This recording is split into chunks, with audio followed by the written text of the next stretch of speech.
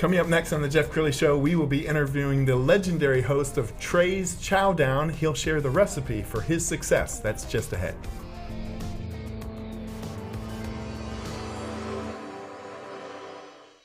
Many are predicting that the worst is yet to come, which is unfortunate, said one person here.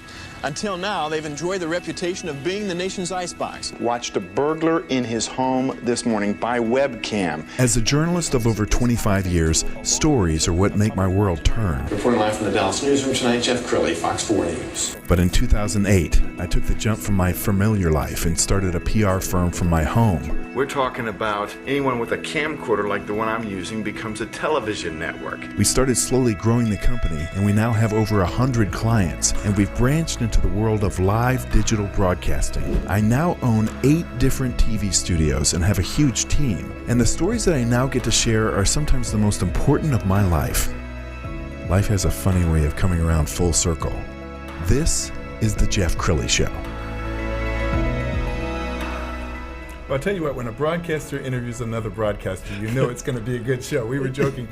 Trey Chapman is my guest. He's the host and restaurateur extraordinaire with Trey's Chow. Thank you for coming on the show. Sir. We were Appreciate joking it. just before we went on the air. I could probably ask you one question, go to the restroom, come back 15 minutes later, and you'd still be carrying the show. So I'm so impressed with you and your branding and your just Thank you. image. Tell us how it all began, because I understand your family's been in the restaurant industry. Yes, sir. Yeah, 1905, the first restaurant, Lacey's restaurant, sold hand-rolled cigars, farm-to-table food from one of our farms in Lake Worth, outside of Fort Worth. No kidding. So it's in your blood. In our blood. Okay, so now, how did you start your TV show?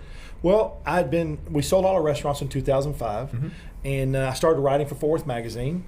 And the guy I was writing for, my blog really took off because I just know restaurants, no food. And I decided, you know what, I want to do more. And they were making some changes, and so I went and left Fort Worth Magazine, started my own deal. And it just kind of blossomed from there. I started the website and started blogging, and then now it's much more than a blog. Now I do it all. But that's how the TV show started. Well, you have so much personality. We're going to roll a clip from a recent show.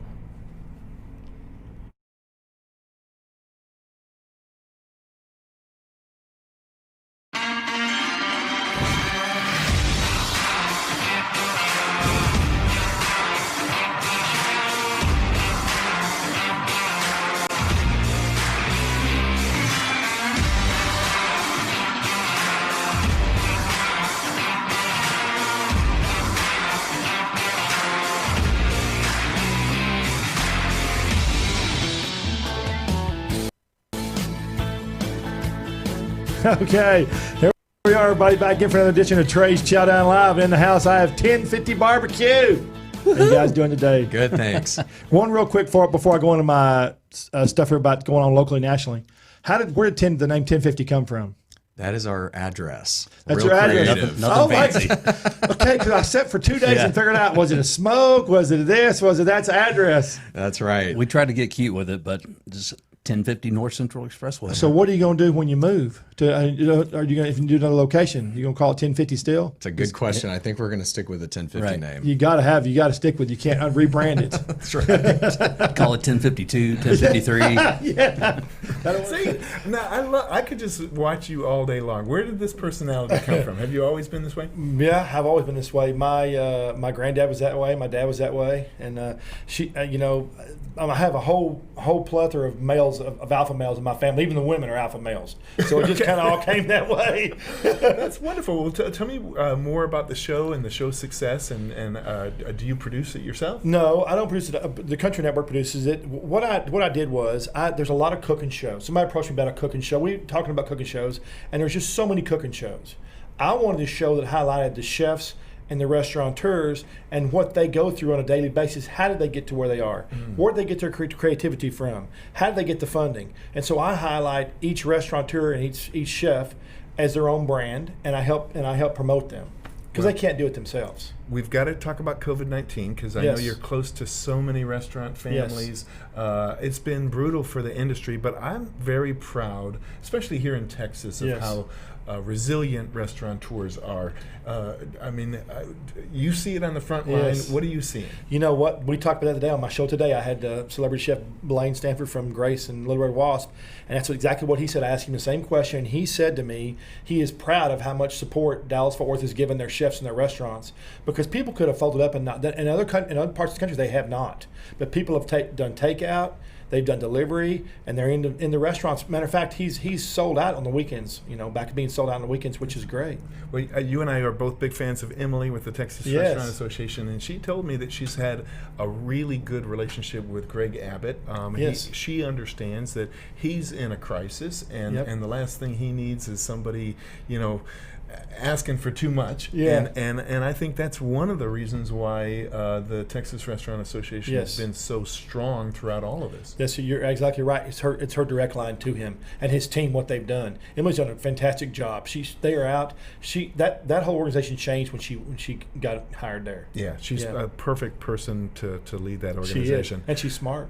So what do you say, as you look into your crystal ball, what do you see for the Texas restaurant economy? Here's what's going to happen. What's going to happen is there's going to be a lot of them close, but there's going to be opportunities for new ones. As a matter of fact, there's new ones opening up now.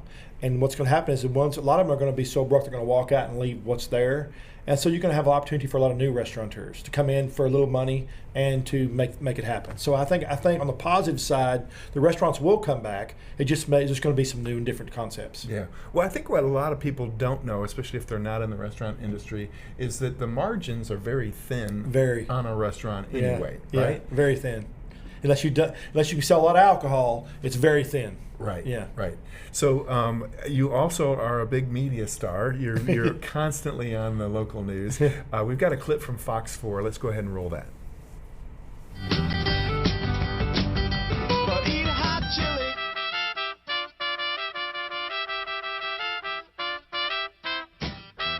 Well, we always call up food expert Trey Chapman when we want to find the best dishes in the DFW area. And this one, that's a bit of a challenge because we're talking about chili and the best chili recipes.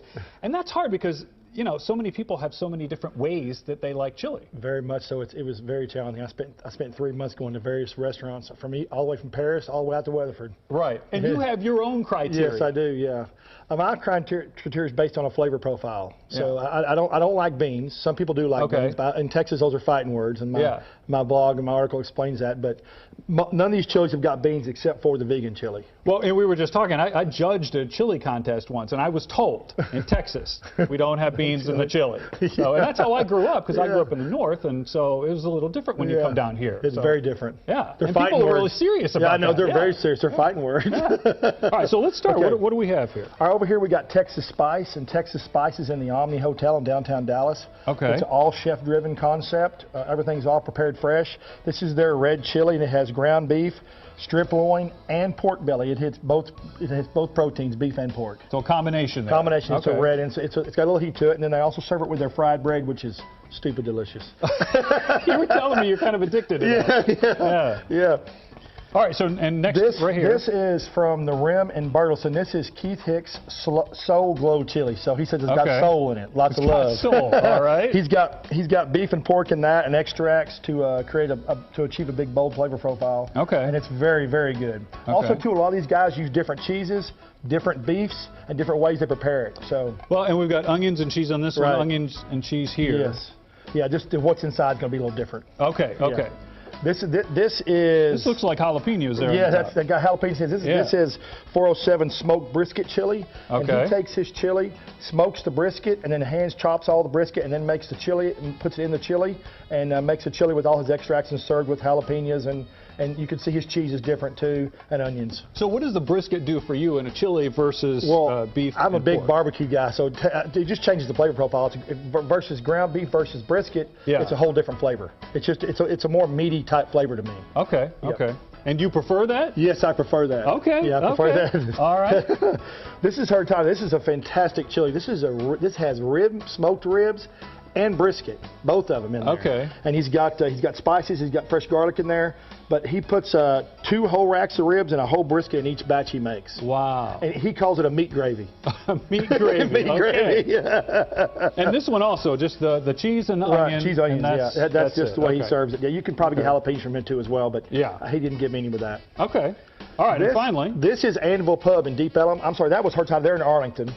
They're in Argyle, Texas. This is Deep Ellum Anvil Pub. Okay. And they have 2 different kinds. They have a regular chili and vegan chili. I chose the vegan chili because I wanted an option for vegans in my article. Okay. Their vegan chili is phenomenal. I went over and tried it. It's absolutely delicious. I tried both. Both their chilies are very good. But the vegan chili, and it's served with Fritos and sour cream and onions and then some vegan cheese. And real quick, you talk about this on your blog. Yes, I do. Yeah, TreyChowdown.com. Yeah, okay. And then, of course, we have a link to your blog. Yes, sir. You can find the list of the best chili in the DFW area. Yes, sir. This looks and smells great. It is. Delicious. I had fun doing it. All right, that link is on our website, fox4news.com. Wow. I can see why the media comes to you all the time. That's going to be fun for you, huh? Yeah, it's fun. I like highlighting it. I like showing food in a colorful manner, and I like promoting those people that work hard to get there.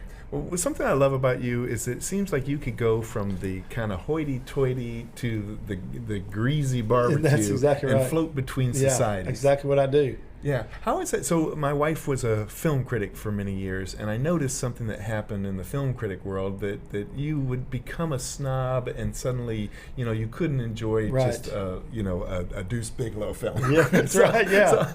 So, how do you maintain your objectivity when you eat food for a living? I think I stay neutral. I stay neutral. I'm unbiased. I'm unpolitical, and I judge each food and each chef on their merits. I don't try to compare one chef to the other chef, because in reality you can't. It's like comparing 2 artists. Yeah. I mean, they're totally different. So now, have you ever had an experience where you're going to do a review on somebody and they had a bad day? It didn't taste good. What do you do? So here's my deal. I built, and this is funny because everybody told me it wouldn't work, but I don't ever listen to anybody. Okay. They said it wouldn't work. I built it on a positive platform. Perfect. So all I do is talk about good. I don't talk about any kind of bad whatsoever. So if I go to a restaurant and the food is bad or the service is bad, I just don't talk about them. I'll give them another chance. I'll go back, and if it's bad, I might contact the owner of the restaurant, the chef, and say, "Hey, this is what happened." But that's how I do it. I just want a positive platform, and that way, people that come to my show or come to watch my show or read anything I do, they know there's not going to be negativity or any bad mentions or anything. I just don't believe in it because they work hard. Well, we're almost out of time, so this is your camera right here, Trey. Okay. Go ahead and look into the camera and encourage people to go out to eat and support these local restaurants. I want y'all to please support local restaurants. You can go to TreyChowdown.com. I have a list of restaurants there. You can also click on the button that says Chefs, and it'll take you a lot of celebrity chefs and what they do here in Dallas-Fort Worth and North Texas. We go all the way from Paris all the way to out by Abilene. Oh my goodness, I love it. I just want to be you for about 24 hours. It sounds like you got a cool life. Okay, we're going to end by putting that website up so everybody can get a hold. TreyChowdown.com is the website. That's it. Trey Chapman, thank you so much for coming on the show. Appreciate it. You bet.